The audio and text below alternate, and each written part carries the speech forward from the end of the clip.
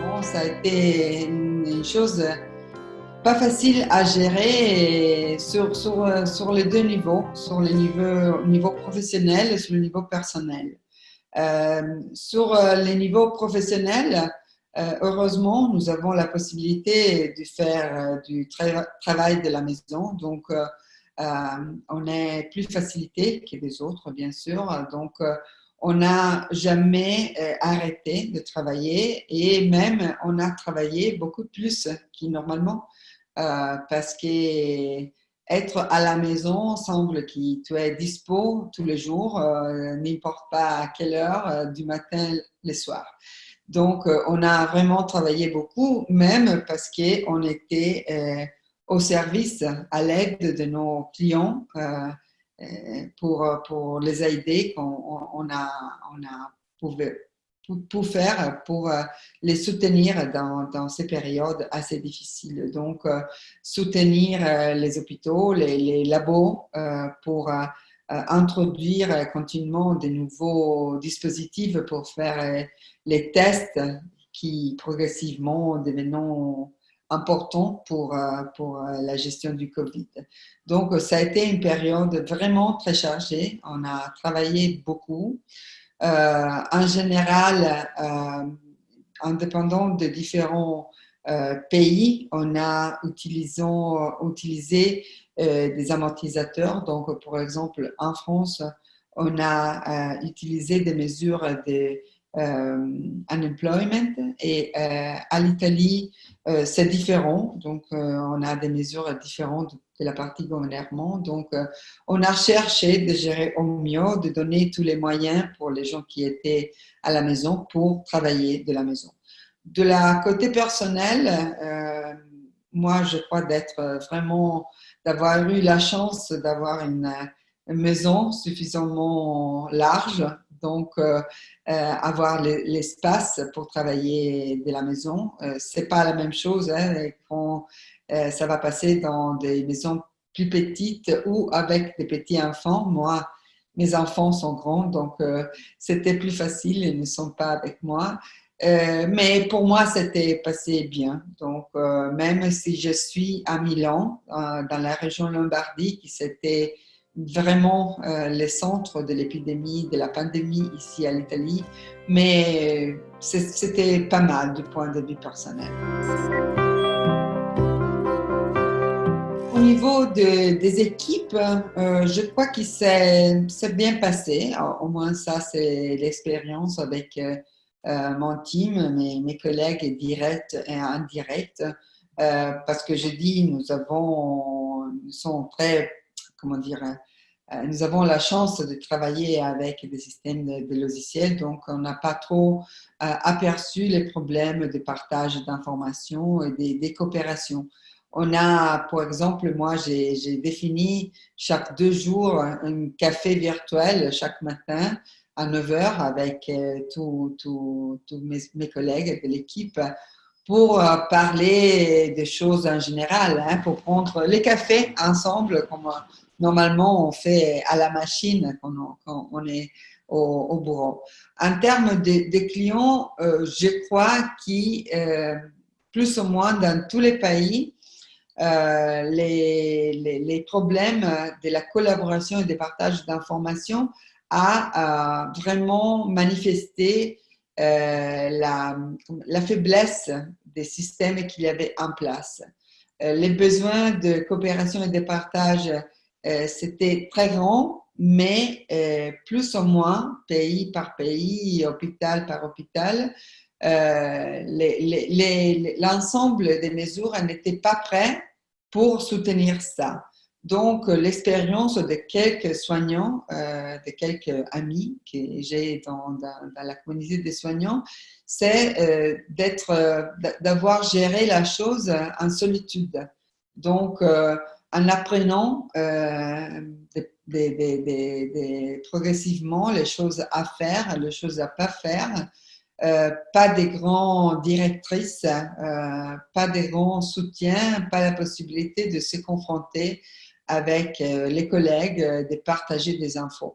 Donc, je crois que euh, la pandémie a simplement fait voir en pleine lumière la faiblesse des organisations en termes de partage de données et coopération.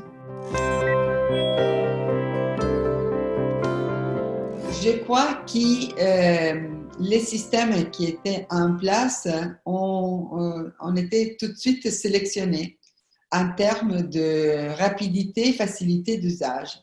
Donc, dans les hôpitaux où les systèmes étaient déjà très bien implantés et étaient en tout cas faciles à gérer, sans être obligé à introduire trop d'informations parce qu'il n'y avait pas le temps de le faire. Pas pourquoi ils ne sont pas bons, mais simplement parce qu'il n'y avait pas le temps pour introduire trop d'informations. Mais si le système était suffisamment flexible et ouvert à soutenir ça en facilité, en rapidité, ils ont été utilisés. Les systèmes trop compliqués ont été mis en pause. Ils ont été bloqués pour les temps du pic de la pandémie parce que c'était trop difficile d'utiliser. Donc, on a vu dans quelques contextes sortir des grands fichiers Excel pour gérer des listes de données parce que apparemment c'était plus facile, plus vite.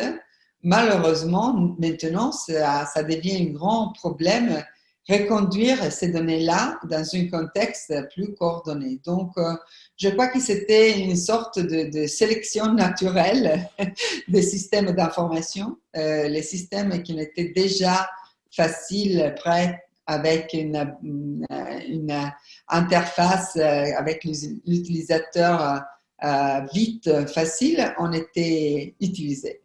Les autres, ils ont été mis à côté et pas utilisés. Et maintenant, les hôpitaux ont le problème de reconduire les données. Je crois vraiment que dans les jours les plus difficiles, avoir eu la possibilité de cliquer de quelques côtés pour avoir des directrices, des conseils sur les choses qu'il fallait faire avec des patients qui étaient très difficiles à gérer, qui avaient une évolution très rapide des symptômes. Donc, vraiment, dans des façons très vite, ils passaient dans une phase pas trop grave et dans quelques minutes, il devenait très grave et les médecins, les soignants en général, au début étaient vraiment surpris de la vitesse de certaines situations. Donc, je crois qu'avoir eu la possibilité de cliquer de quelques côtés et avoir quelques conseils en temps réel, ça serait vraiment bien accepté et compris. Maintenant, je crois que nous devons suivre ce besoin-là en rappelant cette chose, parce que je crois que dans la vie normale, des fois, au moins encore dans certains pays, je parle de l'Italie en particulier, les systèmes d'aide à la décision n'ont pas les rôles, l'importance qu'ils peuvent et doivent vraiment avoir. Je crois que nous devons faire vraiment utiliser la difficulté qu'ils ont passée pour leur dire, voilà, si vous vous équipez avec les bons systèmes dans les périodes, pas des crises, parce que bien sûr, pendant la crise, ce n'est pas possible d'ajouter rien en termes de système d'information. Ils n'ont pas le temps de les comprendre, de l'apprendre. Voilà. Donc, il faut s'équiper dans les périodes normales pour être prêt pour une prochaine crise ou en tout cas pour améliorer l'activité normale.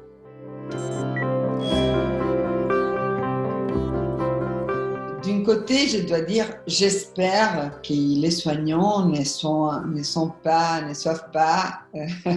comment dire, trop attentifs aux fake news et ils ont la capacité de reconnaître si ce sont des choses qui n'ont pas de base médicale réelle. De l'autre côté, pendant une période de crise comme il a été, il n'y a pas le temps pour vérifier les sources. Donc, c'est facile de tomber dans les problèmes, d'écouter les choses qui tu lis de quelque côté, tu vas découvrir de quelque côté.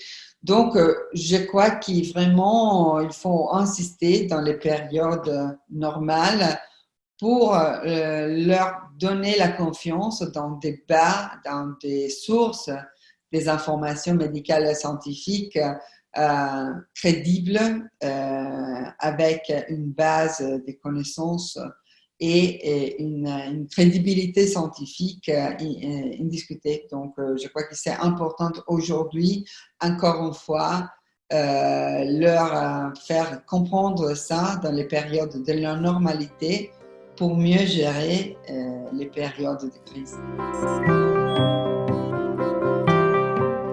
Je crois vraiment que nous avons la possibilité de retourner, d'aller chez les directions médicales des hôpitaux, et pas seulement des hôpitaux, parce que la crise a été gérée principalement dans les hôpitaux, mais même sur le territoire. Pays différents par pays, mais c'est pas seulement que l'hôpital. Il faut retourner chez le directeur médical pour lui donner la possibilité d'avoir un accès vraiment important à des informations scientifiques validées. Je crois que maintenant, j'attends qu'ils seront plus sensibles à ce discours-là. Comme je dis avant, dans le passé, c'était plutôt une chose en plus. OK, c'est intéressant, oui, pas mal, on ira le faire. Mais maintenant, je crois qu'ils ont vraiment la sensibilité de comprendre que c'est nécessaire de le mettre en place tout de suite, même dans les périodes normales, parce que c'est important même pour les activités, comme j'ai dit, normales, mais surtout pour être prête à la prochaine crise. Et je crois que c'est quelque chose qu'il faut faire. La chose assez claire dans tous les pays, c'était qu'on n'était pas prêt à gestir une crise comme ça. Il faut apprendre des erreurs des autres et des erreurs du passé. Donc, la chose qui normalement on appelle lesson learned. On doit comprendre les erreurs qui ont été faites et se préparer pour ne les pas faire encore. Je crois que c'est important de protéger les professionnels, ça c'est clair. Ça a été une erreur qui s'était faite dans plusieurs pays, ne pas protéger suffisamment les professionnels. Pas seulement en termes de dispositifs de protection individuelle, même ça. C'était clair que les pays n'avaient pas de stock à suffisance pour ça, mais c'est même dans la méthodologie de gérer ça, la formation, l'éducation des professionnels à gérer les dispositifs de protection individuelle. Le deuxième, je crois que c'est protéger les fragiles. Même ça, c'est une erreur qu'on a fait dans plusieurs pays. Donc, les maisons de retraite, les hôpitaux avec les gens fragiles, on était vraiment une situation, on a vu des situations terribles, vraiment terribles. Donc, je crois qu'on doit mettre en place des mesures pour, comment dire, fermer cette place-là pour les confiner, les isoler tout de suite parce que vraiment, dans tous les pays, on n'a pas bien compris ça et on a vu des nombres de décès qui sont incroyables. Et la troisième, vraiment avoir des plans, des crises réelles, pas seulement sur le papier. Je crois que tous les pays, on avait des plans de crise sur les papiers, mais les gens, on n'était pas formés à la crise.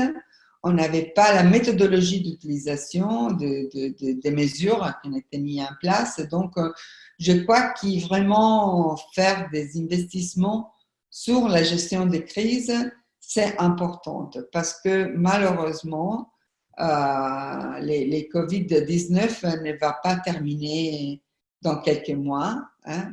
On n'a pas encore des nouvelles confortantes sur la partie de l'immunisation. Il faut comprendre encore beaucoup de choses sur comment ça marche, la démarche du virus. Donc, je crois qu'il faut être prêt pour la prochaine fois avec toutes les mesures, la formation des soignants, des professionnels en général, pour réagir tout de suite hein, et avec les bonnes mesures, les bonnes pratiques qu'il faut mettre en place.